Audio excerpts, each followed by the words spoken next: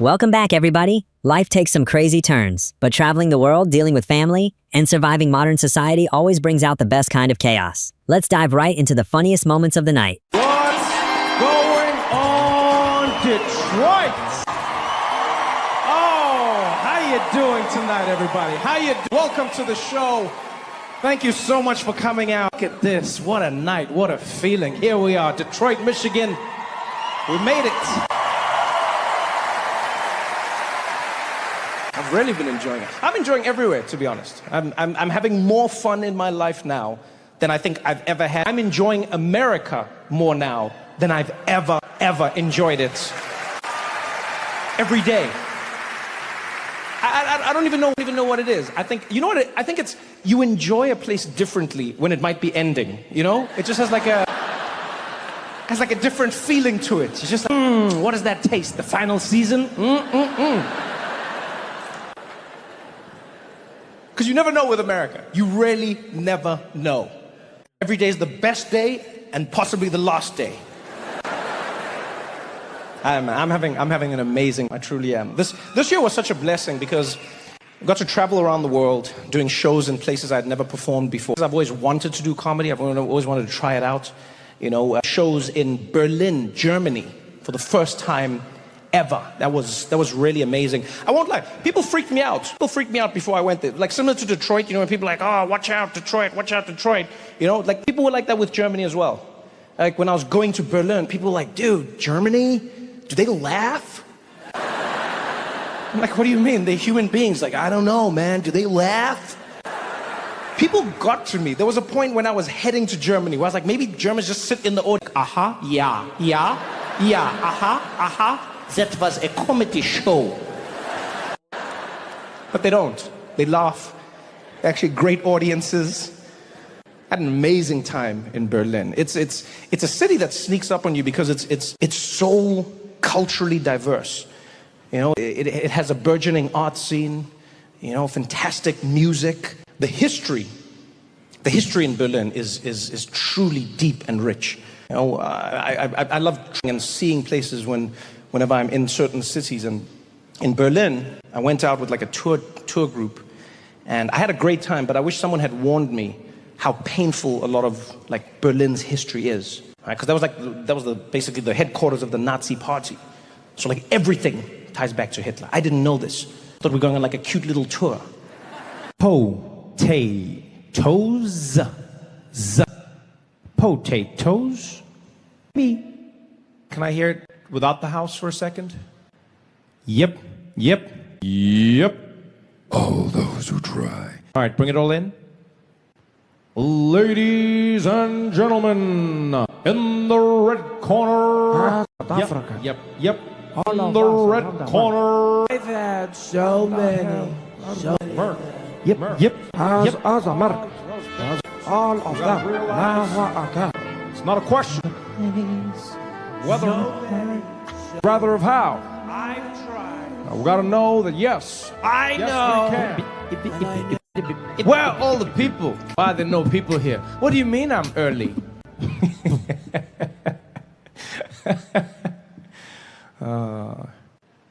Yeah, that sounds amazing.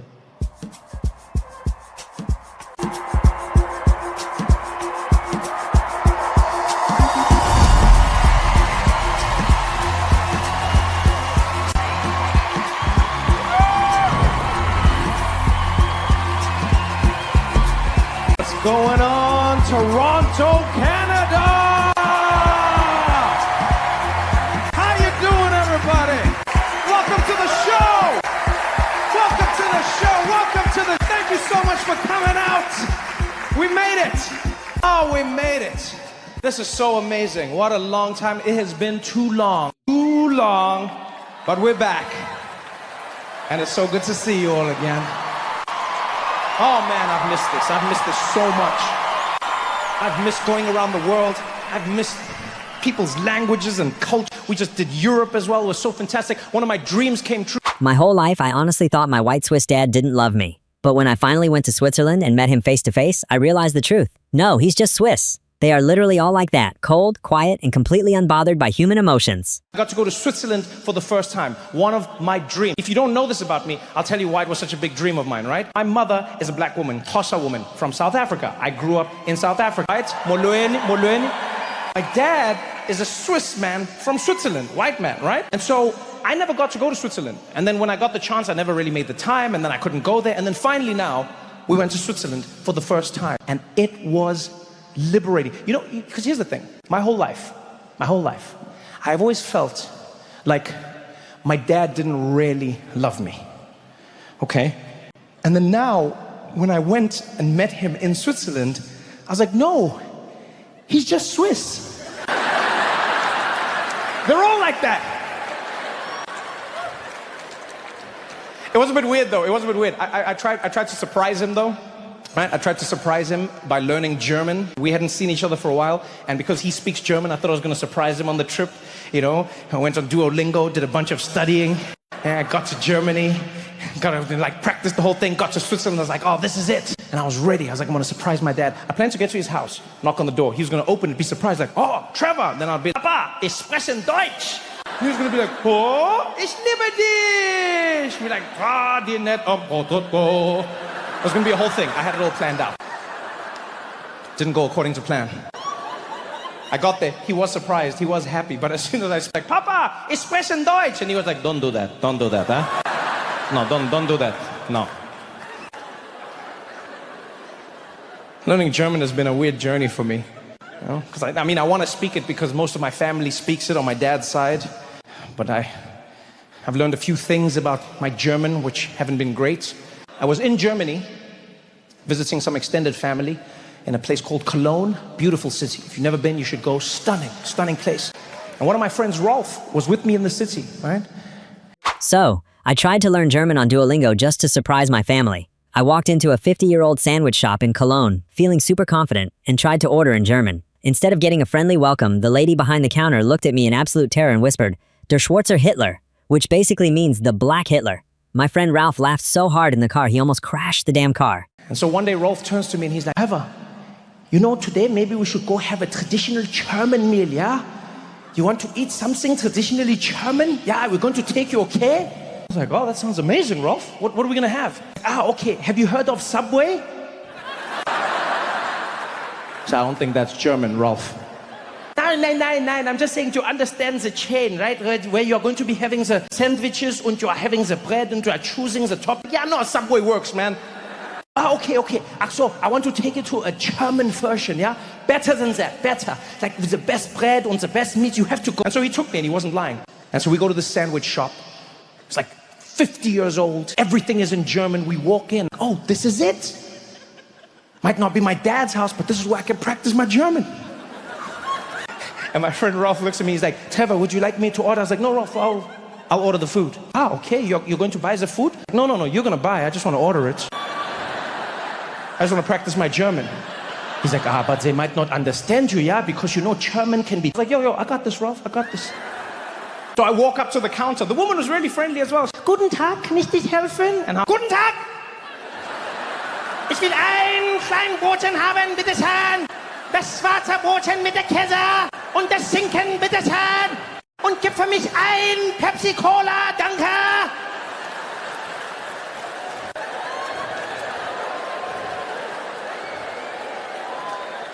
And she shat herself.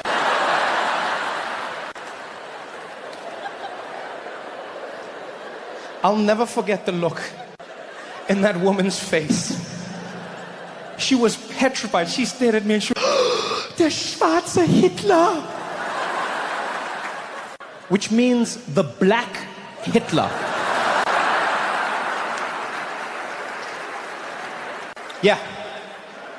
The way I inflect on certain words has a certain Führer feeling to it, apparently. I was devastated. Rolf thought it was hilarious. The whole ride home, we're in the car, he's hitting it. Oh mein Gott, der schwarze Hitler. Oh, Trevor, can you imagine if Hitler was black? It totally wouldn't have worked, yeah?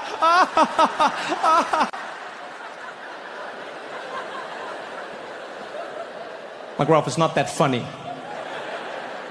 I tried to learn German to connect with my family, and now I sound like one of the worst human beings in history. Like, yeah, but it was totally funny. You should have seen yourself. It's like you are about to invade the meat section. Oh my God. Oh, you should. Ralph, it's not cool, man. I'm in pain right now. He's like, calm down, Trevor, calm down, yeah? Indulge me meine Schadenfreude, okay? He actually taught me a new word that day. Yeah, never heard it before. Schadenfreude. German word. Schadenfreude. Right? It means to take great joy in the pain and suffering of others. Fun fact, that word was never translated into another language. I wonder why. Pretty insane word, right? Schadenfreude. Why would you want that? To indulge in others' pain and suffering. Why would you? You know, but then when I thought about it, I was like, it sounds terrible, but we all do it. Yeah, every single one of us in this room, we all experience Schadenfreude. You know? We all do. You know when you have Schadenfreude? When you're driving on the highway, yeah, and you're cruising along, everything's going well, and you look over on the other side, and the traffic is packed up. You get that little feeling inside, like, I made the right choices in life. That's Schadenfreude. Any questions? What is my favorite what? What is my favorite kind of chair? Who said that? So, I will answer your question, but first, I would like to know from you, where do you get your weed?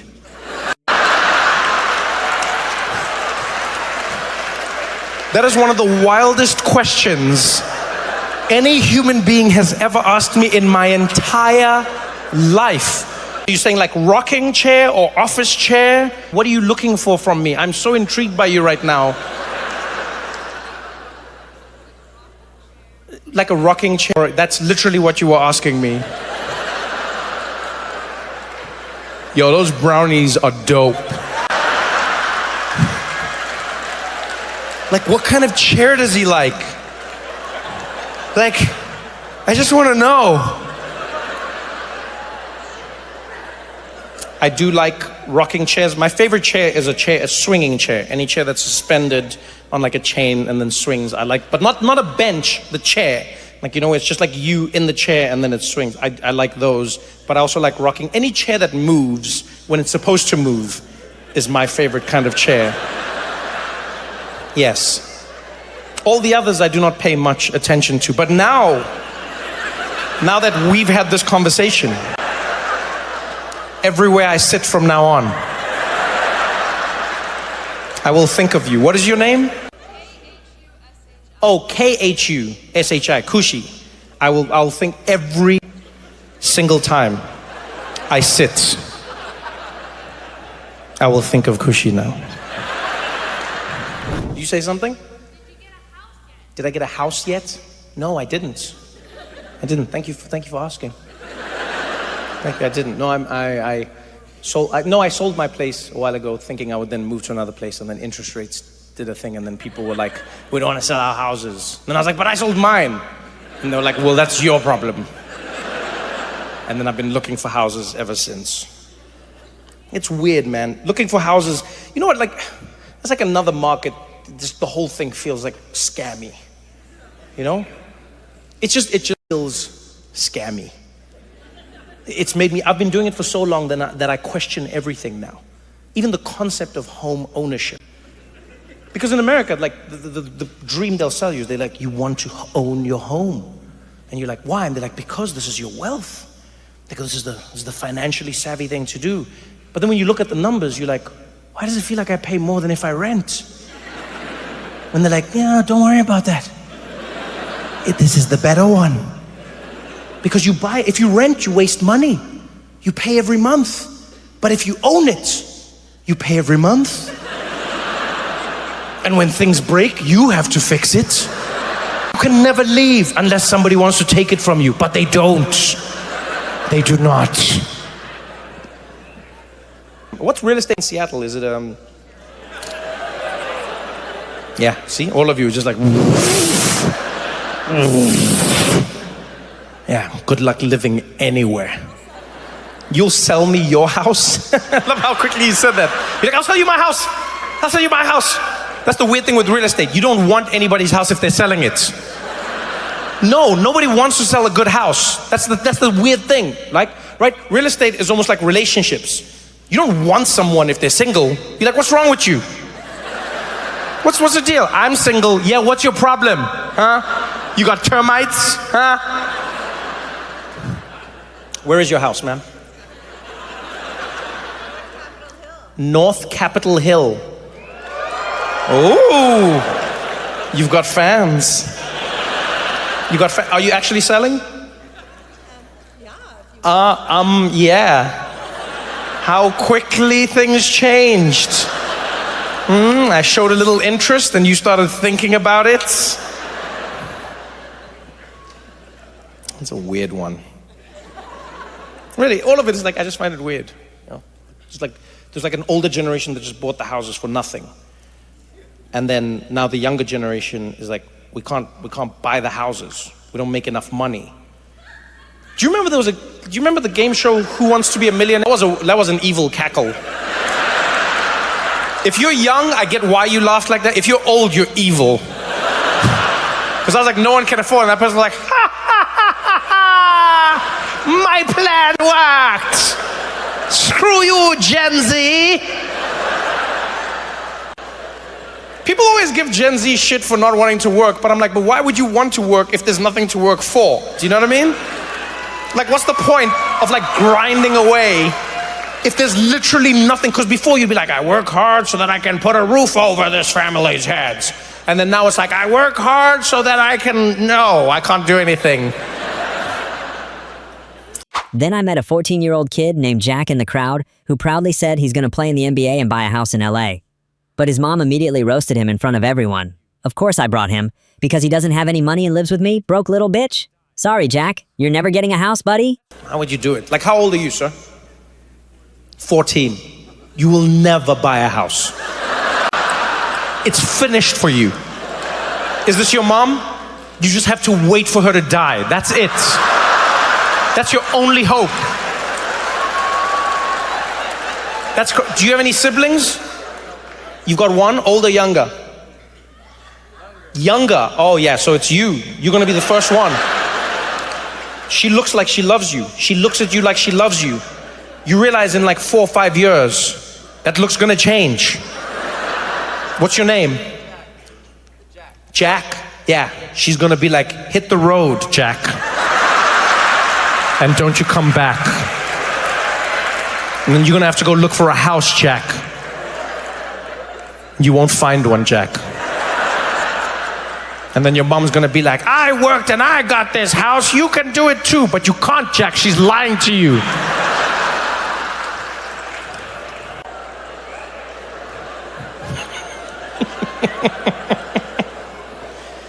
So you came with your mom to a show? That's super cool, man. Good for you, good for you. Hi, mom. Did you bring him or did he bring you? Wait, oh, you... She said, of course I brought him because he doesn't have any money.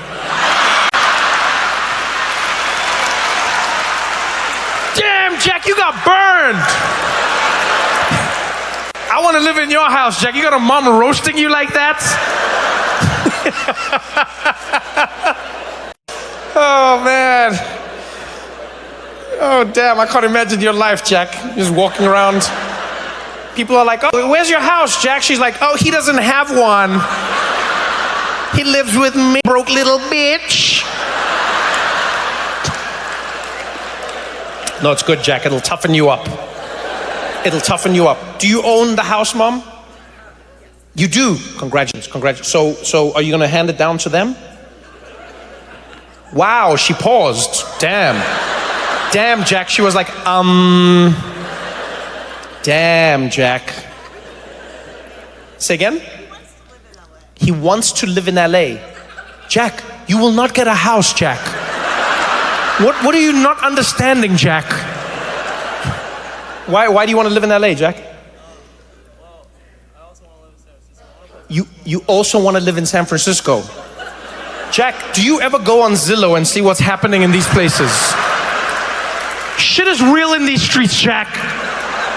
You're like picking dream location. You know there used to be a game show called Who Wants to Be a Millionaire, Jack? And that game show was successful because people like, if you're a millionaire, you can do things. You know why that game show doesn't exist anymore, Jack? Because a million doesn't do shit, Jack. Nothing, Jack. You want to live in San Francisco and LA in a house, Jack? What are you gonna do for a living, Jack? You want to play professional basketball? Okay, that's the right idea. That is the right idea, Jack. What position do you play? I don't know basketball very well. What would you play as? Point guard.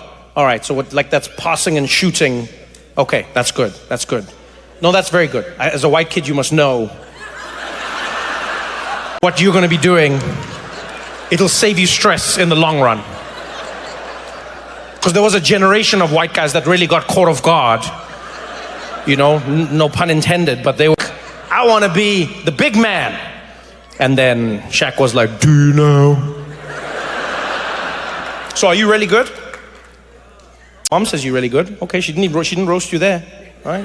No, really. She was like, How long have you been playing for? That's a good question. A few years or many years? Since you were 2 years old. Okay, I believe in you, Jack. I believe in you. You go and you do your best. You crush it. I mean it. Go for it. Go for it. Go for it. Live your dream. What's the worst that can happen? Maybe you don't make it into the NBA. Maybe you play in another league. You play like in Europe. Some of the leagues are growing. Things are getting better, right? So you can play in other places. You can even come back. Look at Wembanyama. He got drafted. He wasn't even in like the lower leagues in America. So you can just come at any time. So don't let anybody tell you can't follow your dreams. You can go. You can crush it in the NBA. And if you don't worry. You still weren't going to get a house, Jack. So nothing changes, Jack.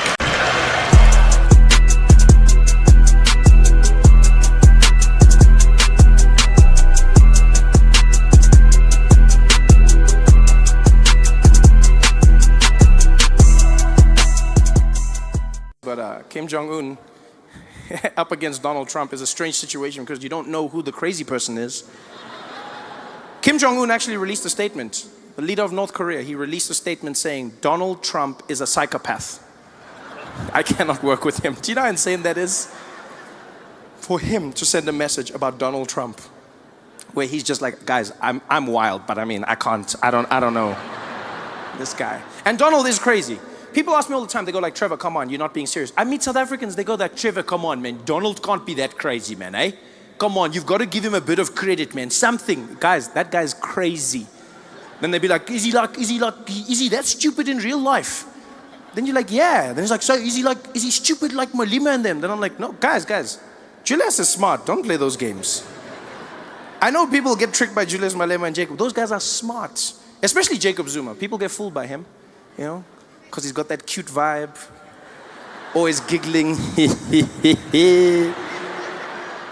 That guy is a master tactician. Look now, vote of no confidence, survived again. People are shocked. How did he do it? How did he do it? If you watch Days of Our Lives, he's the Stefano De Miro of this game. Every day he wakes up looking in the mirror going, like sands through the hourglass, so are the days of our lives.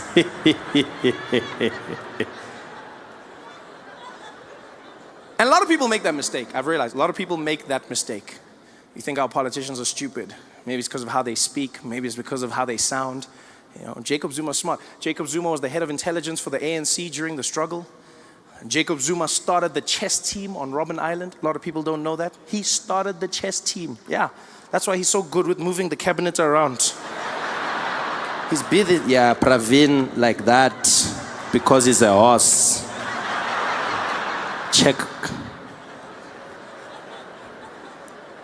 Donald Trump is not like that. One thing I'll say about Jacob Zuma, catch him in a corner, ask him anything about policy, that guy will rattle it off. He may not know how to read, but he knows what he's talking about. Donald Trump has no clue about any policy whatsoever. He knows nothing about geopolitics. He knows nothing about his health care. Every time Donald Trump answers a question, you know he doesn't know the answer because he answers it like he's a contestant in one of his own beauty pageants. That's how he answers it. Every time you see Donald Trump on TV, you can see he's making it up as he's going along. They'll be like, Mr. President, can you tell us about your health care rollout and how pre-existing conditions are going to be covered? I know. We're going to have so much coverage, folks. The best coverage. All the coverage. I'm going to get it. All of it. It's gonna be so good, great. Some people even say the best. But how is it gonna work? It's gonna work. It's just gonna work, folks. It's gonna work. It's gonna be done. I'm gonna do it. It's gonna be done. And the people in South Africa and Iraq and the countries and health and insurance, and we're gonna do all the things healthy with the money and also thank you.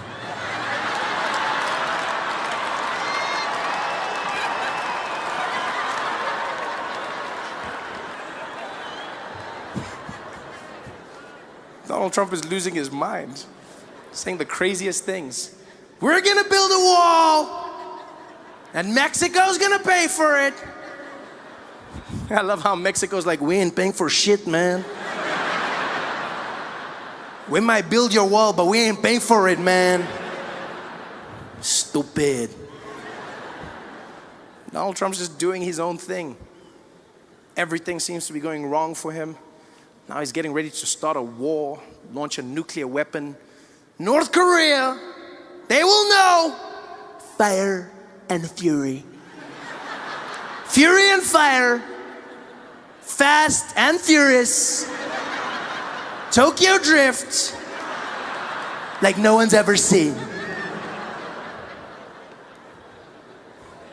This guy's gonna blow up the world, people.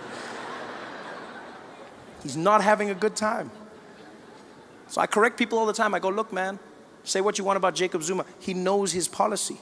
Yeah, doesn't mean he's getting things right. Doesn't mean he's doing the correct things, but he knows his policy. You can't say they're the same, you know? And say what you want about Jacob Zuma, but he knows how to handle his ladies. Yeah, he doesn't have any problems there. Donald Trump, walking around in public, his wife smacking his hand away. Pa! In public. Do you know how embarrassing that was? Donald Trump was there, trying to hold Melania's hand. She just slapped it away. He tried to grab it and she, pa! And then the second time, tried to grab it and she just did like a little thing. And everyone was like, are they okay? Are they fighting? I was like, yeah, of course they're fighting. They're having a horrible time. Completely horrible time. And you don't even need to see the video of the hands to know that they're having a bad time. I've had a theory for a long time that Donald Trump and his wife are not in a happy relationship. And I don't want to start any rumors, but I've noticed this. You know, I've noticed it in their speeches. Every time Donald Trump or Melania speak, it seems like they're throwing shade at each other. They're giving a speech, but they're actually talking trash about the spouse. Every time, all you have to do is listen to the subtext of what they're saying. For instance, Melania Trump came out. She made a speech about her platform as First Lady. In America, every First Lady gets to choose what their dream job is going to be, what they're going to be doing to help the country. Michelle Obama says she's going to help kids get healthy meals and work out. Melania Trump came out, and what did she choose? She came out, no one forced her, and she was like, as First Lady, I believe we need to fight against the cyberbullying. All of the people on the Twitter who are saying the bad things, we need to stop them. We need to make sure that they cannot carry on what they're doing. I was like, do you know your husband, lady? And now I realize she was doing it on purpose. They were having a fight. Yeah. She probably got home that night, dropped her keys on the table. Donald Trump was sitting in the living room, turned on the lights. Hi, Melania. I saw what you said about me on the news. It was very not nice. Oh, hello, Donald. I didn't see you sitting over there. I thought you were watching the cartoons. You know I was watching the news, Melania. I watch all the news. Fake news. So what are you going to do about it, Donald? You want a war? You've got a war. I'm gonna get you, Melania. You're gonna pay. Do your worst, Donald. Oh, it's on. I'm the best at worst. The next day he came out, gave a speech. What did he say? We've got to get rid of all these immigrants, folks. All these immigrants need to leave this country. Your move, Melania. She went to a women's conference. We need to stop sexual assault. The men who are grabbing the ladies without their permission. We need to. I was like, yo, you guys need to sort your shit out at home, man. And it was a Sunday morning. I was in bed, still asleep. It was early in the morning, maybe like 9 or 10 o'clock. And the phone rings. And it's my baby brother using my mom's phone. His name's Isaac. He's 9 years old. So I answer the phone. Like, hello? Hello, Trevor? I say, hey, Isaac, what do you want? How are you? I'm fine, thanks. I'm also fine, thank you. I'm fine, thanks, and how are you, Isaac? I'm fine, thanks, and how are you? I'm fine, thank you. It's a pleasure. Trevor? Are you busy? Yeah, sort of. Why? No, because Mom's been shot. I'm sorry, what? Yeah, Mom's been shot and we're at the hospital. Can you come? Mom's been shot. Okay, what do you mean? Okay, yeah, of course I can come. Okay, which hospital? Tell me that. And he tells me the hospital. I dropped off. Okay, can you come? Like, he's too polite for his own good. He's too, like, can you come? Like, what, I'm gonna have to slot shot Mom into my schedule? Just find, coffee at 2 and then PlayStation at 1. Okay, Mom, we'll try. Come on, can I come? Of course I can come. I'm panicking. I jump out of bed, I'm running around, I'm trying to put my clothes on, some things are backwards, I don't even notice, I don't even care. Grab the car keys, but I'm looking for the car keys, I'm running around there, losing my mind. I jump into the car, into the streets. As soon as I get out the gate, the tears start coming out. You can't even control it. You're just there driving, and all of a sudden, it's just...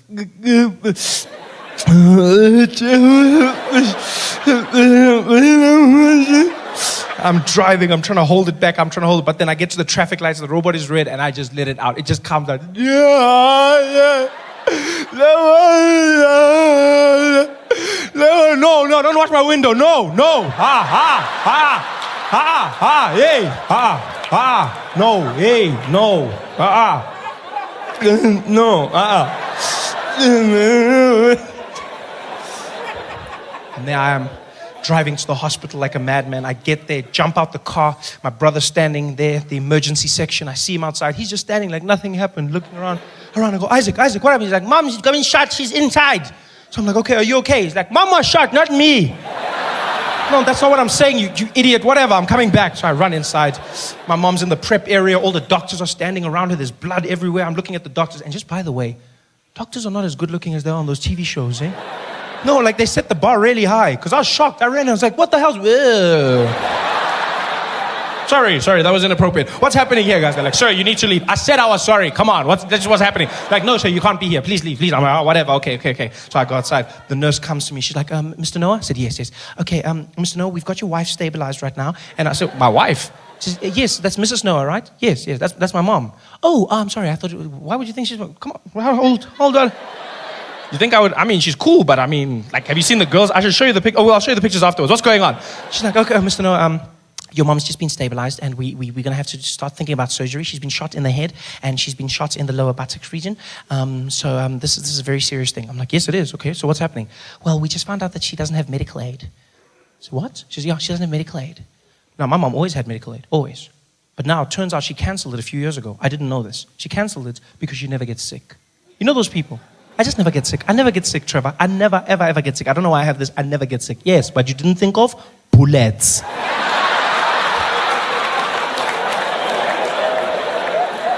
Now she's in the hospital, no medical aid. So I said to the nurse, well, what does this mean? She says, well, Mr. Noah, it means we're going to have to put her back in the ambulance and send her to a public hospital. I said, but she's bleeding now. You can't say. She says, I'm sorry, so that's all we can do. She has to go to a public hospital. Now I'm panicking. I mean, public hospital? Normally a good place to go. Normally, you know. But now what's happening is there's just misadministration of funds, like money's going missing, you don't know what's happening, they don't have the right equipment. Now I'm picturing guys trying to fix my mom. There's the doctor, give me a scalpel, we got a spare now.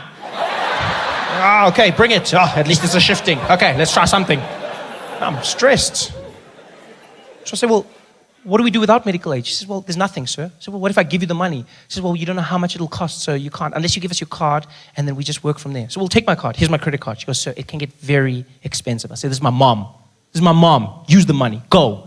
She goes, you can tell me it's expensive. This is my mother we're talking about, you know? I realized through all of this, I've just neglected my brother. He's been standing there the whole time with his big eyes.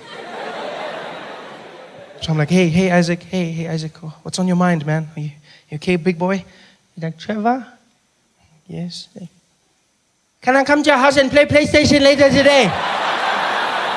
How are you going to ask me about PlayStation? Your mom has just been shot. You can't be asking me about what the hell is wrong with you, stupid child. You know what? You're never going to play PlayStation ever again. Ever. No play PlayStation for you ever in your life. Ever. Go away. Go sit down and think about what you just... PlayStation you're going to ask me. How the hell is you going to ask me about PlayStation? The nurse comes back. She goes, okay, Mr. Noah, we just used 900 Rand for some blood tests. I'm like, okay, why are you telling me this? Yeah, because it's 900. This is my mom. Use the money. Go. She goes away. I'm like, 900 Rand. How are you going to tell me about that? She comes back again. She's like, Mr. Noah, we need 2,000 Rand for some x-rays. This is my mom, not a pair of jeans. Use the money. Go. She goes away. I'm like, this is my mom's going to die. Asking me questions here. Busy asking me, my mom's going to die. My mom's going to die. That's all I'm saying. And I say it. My brother hears me. He starts crying. I'm like, Isaac, I'm sorry. Are you okay? He said, I'm not okay. You said I'm never going to play PlayStation ever in my life. And I want to play Need for Speed, and now I can't play PlayStation. I'm like, you still crying about play? You have no right to cry. You hear me? You shut up. Stop crying. You can't cry about this. You shut up. Now some woman comes out. She knows my mom's been shot. Now she thinks I'm telling my brother not to cry about my mom. She just gets involved. She's like, hey, you let him cry, okay? You let him cry. Some people express their pain in different ways. You let him cry. I'm like, I will not let him cry, lady. I will not let him cry. Many kids grow up without one, okay? It's just none of it. It's fine. Like, you should go play in the park or something. It's not a time to cry right now. What the hell? You spoil your kids. That's your problem. You should take it away from them so that they can learn about life. You both shut up. All of you, shut up. I'm telling them this. The nurse comes back. She goes, Mr. Noah, we're ready for surgery. I'm like, so do the surgery. She says, yeah, but sir, this could get very expensive. ICU and surgery is very expensive. I'm like, lady, what is expensive? This is my mother. She says, so well, anyway, from like 20,000 Rand. This is my mom, all the way to like 500,000 Rand. I'm like,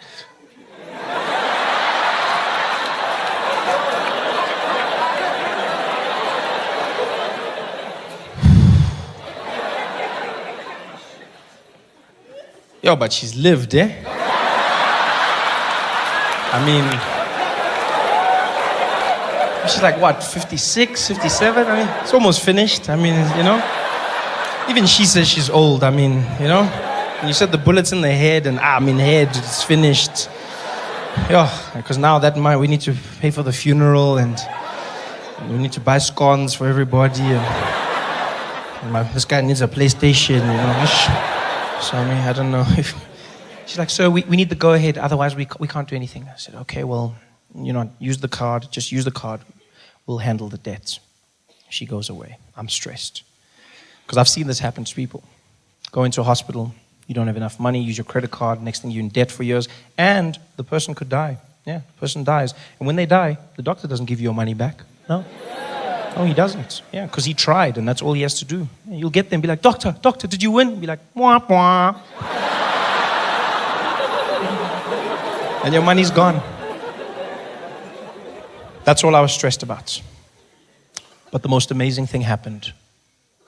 Turns out, my mother wasn't that badly hurt. It was a miracle, really. The ass bullets didn't do much damage, because my family's gifted. The head bullets didn't hit anything vital, yeah? Other than the head, obviously. But it missed her spinal cord, missed the nerves, didn't touch the brain, went right through, missed the eye, hit the eye socket, and so deflected, and all it did was it cut a piece of her nostril off, just one side, and the bullet went out clean, which means she didn't have to go in for intensive surgery, and her recovery was only a week. Yeah, a week, which was fantastic, because that means the bill was only 24,000 Rand. I mean, and she's alive, yes, but the bill was only 24,000 Rand. This is great, really great, because 25 was my cutoff. So, You laugh, but that's how much I've calculated I'm willing to pay my mom back for all the ultra milk custard I've consumed in my life. Everything else, none of my business, eh?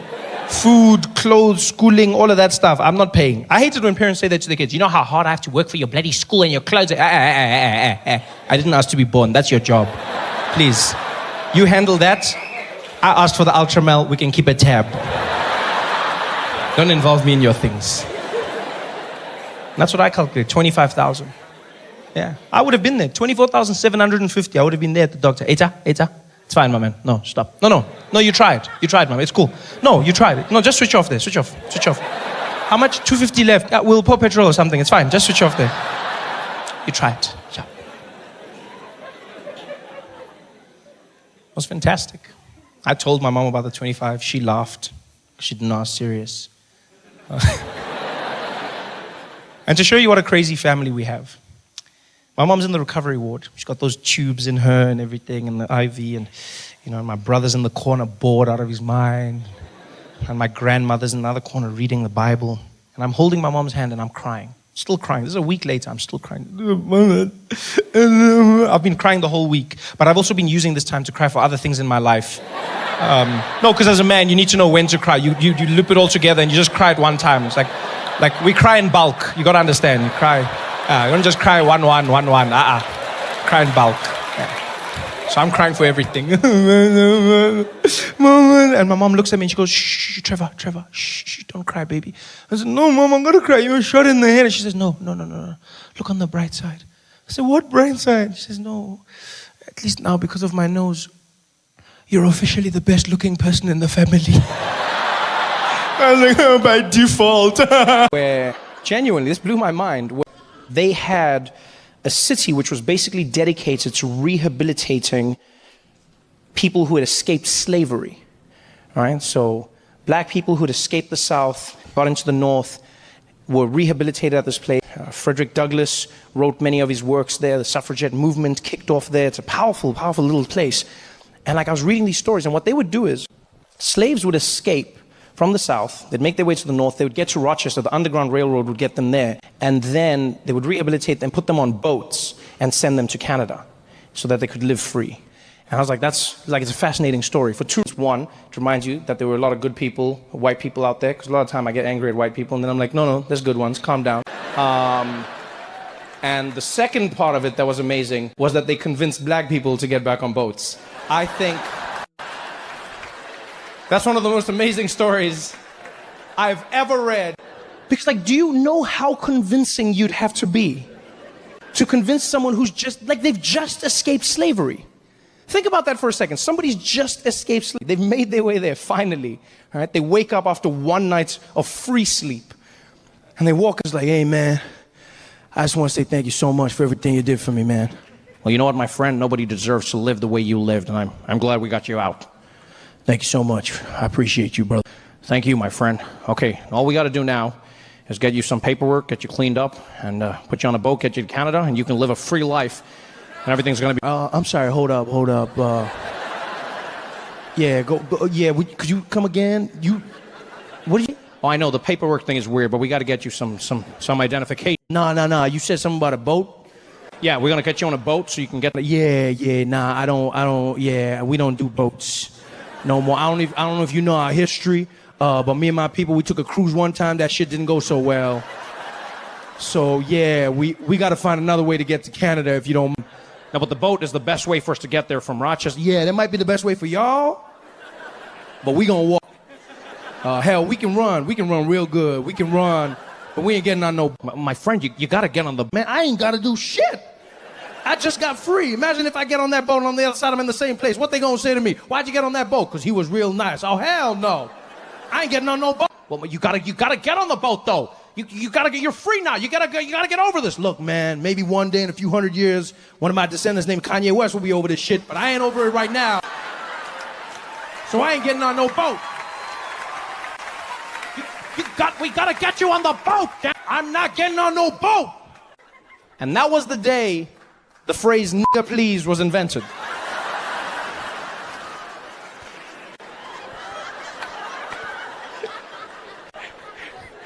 And white man turned and he's like, no, please, I need you on that boat.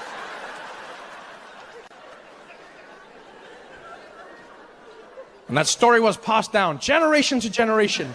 Black person to black person, free man to free man. So then that white man got down on his knees and he said, nigga, please. Nigga, please, nigga, please. I ain't never heard that phrase before in my life. Nigga, please, nigga, please, nigga, please.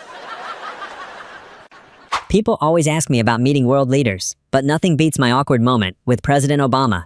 I wanted to sound professional, but instead of saying White House AIDS, my tongue slipped and I accidentally brought up a totally different kind of word. The whole room went dead silent, and I wanted the floor to just swallow me whole. I know that's probably a phrase Barack Obama used at least once in the White House. At least once. Like, Mr. President, do you think Trump is because of you? Do you think you caused it? Oh, nigga, please. Just one time. One time I know he used it. Actually, I had the pleasure of meeting President Obama while he was still in office. Probably one of the craziest experiences I had in my life. Yeah, came out of nowhere. I was at the Daily Show, I was in my office, and I got a phone call from the administration. And someone on the other end was like, hi, Trevor, would you like to interview the President of the United States in the White House? And I was like, do you ask stupid questions? It's like, of course I want to meet the President of the United States. Are you serious? And the day finally came. Went to DC with my TV crew, and they set us up in a room which is literally opposite the Oval Office. We put all our cameras in place, and all we're doing now is waiting for the president to arrive. So we're staring at the door with bated breath. And the reason we're staring is because they don't give you an exact time of the president's arrival for his safety, right? So they just give you a window, like the cable guy. So we're all waiting there, listening to every footstep, every moment. And then he just popped in behind us, scared the shit out of everybody. Yeah, because there's a secret door, but they don't tell you, again, for safety. So we're staring at that door, and all of a sudden he was like, hello. And I was like, ah! But I had a great time in the interview with him. He was really, really kind to everyone in the room. And then we turned off the cameras, and I promise you he became even nicer. We just had a conversation. I thought he was going to leave. I mean, he's president of the United States. You've got to go do something. And he just chilled for a bit, you know, and we spoke as human beings, and it went really well until he turned to me. And he said, Trevor, you know, I got a show that I'm doing in a few weeks, a little thing that I thought maybe you'd want to pop by and perform if you don't mind. I said, Mr. President, I would be honored. You just let me know when and where. What's the show going to be for, sir? He said, oh, well, Trevor, I'm doing a little thing for my AIDS, and I thought maybe you'd want to be there. I said, I would love to. Thank you. I'm sorry, a show for what? He said, for my AIDS, Trevor. I said, you have AIDS?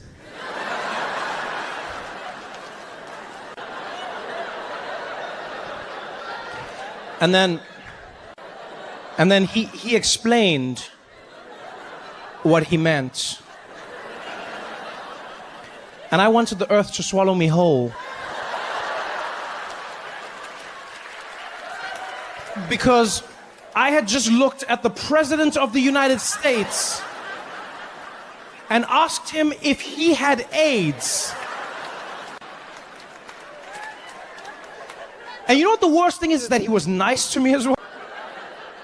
Because I said that, and then he explained, and then I was like, oh, I'm so sorry, Mr. President, I didn't mean that. I don't even know why I thought it's just like you said AIDS, and then like the AIDS. You know, because here's the thing, in my defense, right, I get it now. He means AIDS as in the White House aides, the people who help the president. I get it now, but in my defense, where I'm from, AIDS is some other shit that doesn't help anybody. No one in Africa is walking around like, let me introduce you to my AIDS, huh? So now I'm here and I'm frazzled. I'm like, Mr. President, I'm so sorry. I didn't mean that. You don't have AIDS. You definitely. And even if you did have AIDS, there's nothing wrong with having AIDS. There's no stigma. We can still be cool. Actually, I don't even know why I'm saying this. I'm so sorry. And he's like, Trevor, calm down. Trevor, calm down. I was like, I'm so sorry, Mr. President. I'm so sorry. I shouldn't have said I'm probably the dumbest person you've ever met, Mr. President. He's like, no, Trevor, calm down. I said, I'm the dumbest person you've ever met. He's like, no, Trevor, that's not true. I've met Trump. Get out of here! So smooth. Every single time elections come up in South Africa, people always start to panic, you know. Ever since our first democratic elections in 1994, Nelson Mandela was about to become president, people started panicking. You remember that? There were people, you'd hear them, I'm leaving, I'm going to Australia. I'm going. It's It's been fun, Mary, but it's time to go, hey? It's time to go. They're gonna take over now. And then Mr. Mandela became president, and they all stayed. He's a wonderful man, wonderful man. If it wasn't for him, I would have left, hey? A wonderful man, yeah, he's really great. Next elections came, Thabo Mbeki was about to become president. People panicked again. I'm leaving, I'm going to Australia, I'm going. I swear, I'm leaving, Mary, hey? Now that Mandela's gone, you know they're gonna eat us. It's time to go, I'm going to Perth. And then Thabo became president, and once again, they all stayed. He left.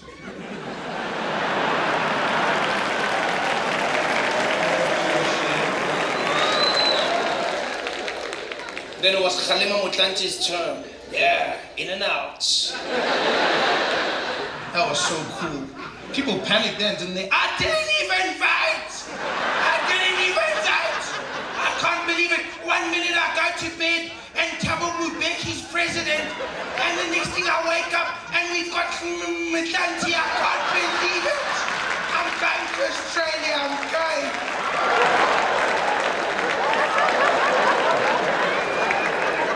Oh, and then it was Jacob Zuma. Oh, the original boogeyman. Yeah, that's when you heard people panicking. Things were different though in South Africa, because for the first time in our history, you heard black people going, "Ish, how much is that ticket to Australia again?"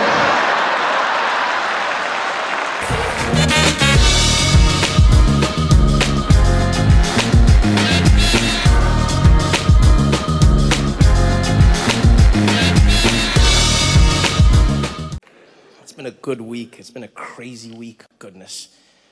Like, I thought the week was just going to be about comedy in London. And then Israel and Iran happened. And then we were on like the brink of like World War III. Like you here are now Friday crowd having fun. Monday, Tuesday crowd. Whew. Yeah. You try tell jokes when there's missiles outside. Like everyone was here like... Because that would be a weird way, like, to be, you know what I mean? Like at the beginning of World War III. Like, people are like, where were you? When you're like, well, did you see what happened? No, I didn't. Where were you? Trevor was telling us about Brixton. It was such an insane story as well. Like now I feel like the world we live in, I sometimes think about like parallel universes and timelines, and I'm not sure if I believe it, but when I do think about it, I go like, I think we somehow slipped into the ludicrous timeline. Like we were all in a very normal timeline, us as people, and then something happened around like COVID, and then we went into the crazy timeline, and then the other versions of us are now like, wow, things have become very boring and normal. Because like, this is not normal, you know? Like the week starts off, it's been like 2 weeks technically. Right, starts off, Iran was negotiating a nuclear deal with America. Negotiating a deal. They're making progress. They're getting close. They're getting super close. And then Israel was like, no deal. And then Israel started launching missiles at Iran, right? And then it's hard to make a deal when it's like missiles hitting you, you know what I mean? Like it's like when you're like trying to break up with someone at a restaurant and then the waiter keeps coming, is everything great? Just wait. Let me just handle. So what I'm saying is, how's everything going? Yeah. Look, hey, we'll call you. We'll call you, please. So Iran was like, all right, I can't. And so then Iran was like, missiles back at Israel, missiles. And then Israel was like, missiles. And then Iran was like, missiles. And it was going back and forth. Israel was definitely winning it because like Iran has missiles, but not like Israel's type of missiles. You know what I mean? Like Iran doesn't have much money and stuff. So their missiles are like those cheap fireworks your friends... You know when your parents would, like, they'd feel bad. You'd be like, what are we doing for Guy Fawkes Day? And then your parents would be like, do you want these ones? You're like, do you like them? They're like, no, just throw them on the ground. I was like, pat. Do you feel like the other kids? No, I don't at all. So Iran has those ones, and then they were launching back and forth. And the whole world was like, man, this again, Middle East conflict, Middle East. And then, at the peak of it, everyone was like, man, how could this get worse? Donald Trump was like, hello.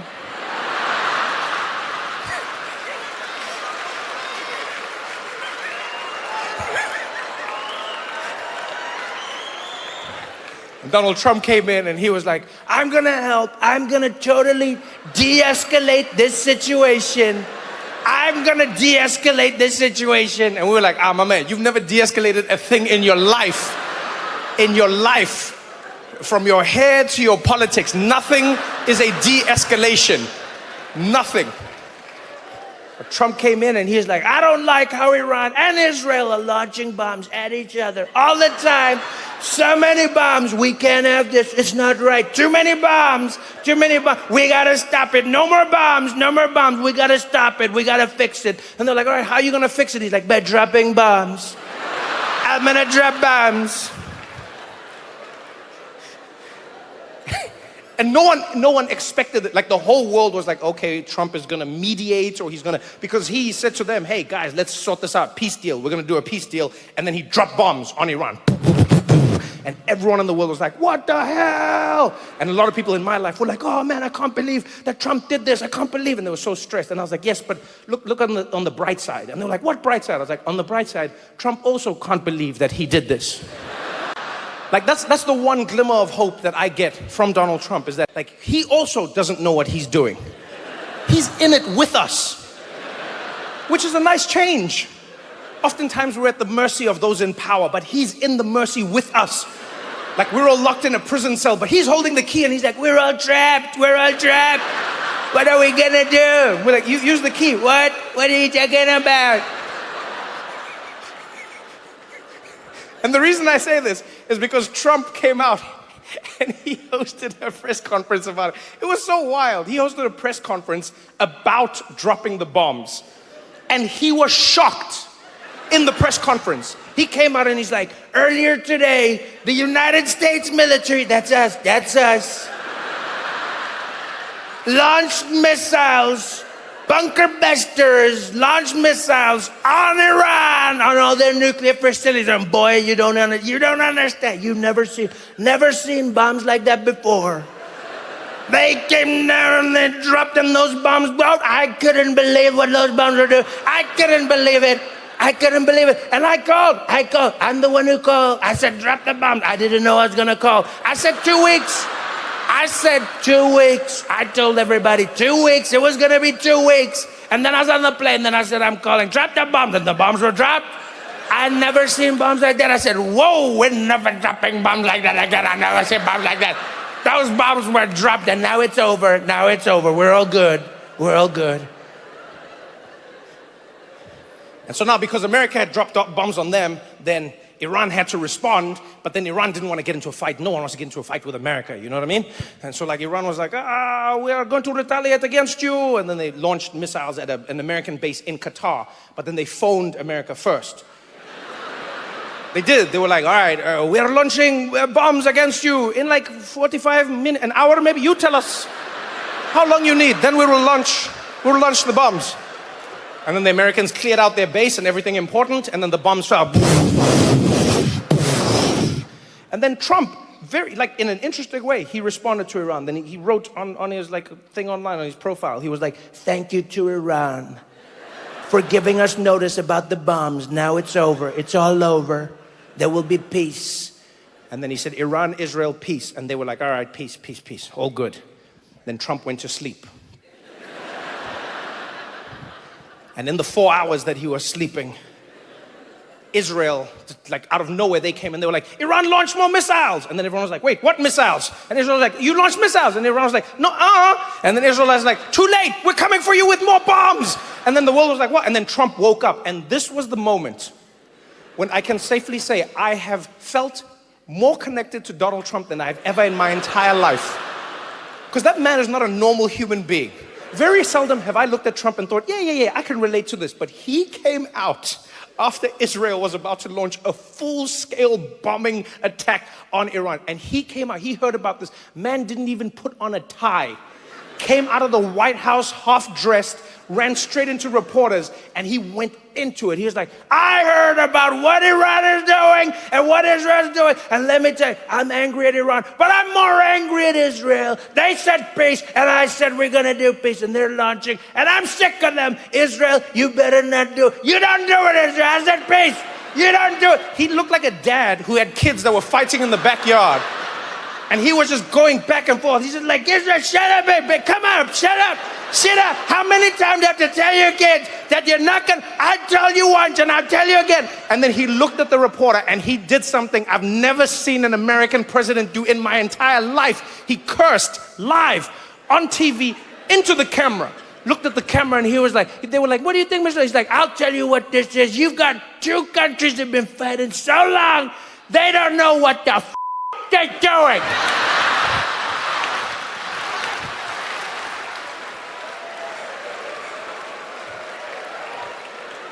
You're like, oh, Dad is mad. Dad is mad. And I don't know what was crazier, the fact that he cursed on live TV as an American president, or the fact that that somehow became bigger news than the actual bombs that were dropped. The bombs was like half a day of news. The biggest bombs ever dropped on a country randomly out of war was barely any news. And then Trump came out and he swore every news outlet, Guardian, BBC, Al Jazeera, CNN, you name, all of them, Trump curses, Trump swears, Trump says F word, F word. And I was like, damn, so the F bomb was more important than the bomb. Everyone on TV, we've never seen this before. We've never seen an American president curse on national television. This has never, I don't even understand what we're seeing right now. Donald Trump, and I must warn sensitive viewers, yo, you showed footage of cities being leveled by bombs. You said it just casually. Let me show you some of the bombs that were dropped here. Let me show you some of the bombs. All right, now, Trump said something. I must warn you, if you have children in the room, you might want to cover their ears. You might want to cover their ears because he said the F-bomb. Like, people cared more about the words than it was the wildest thing. Wildest thing. I can't believe it. They were doing it as if the people in Iran were just like, yeah, no. The bombs are one thing. But what he said. You can take bombs back, but words are forever.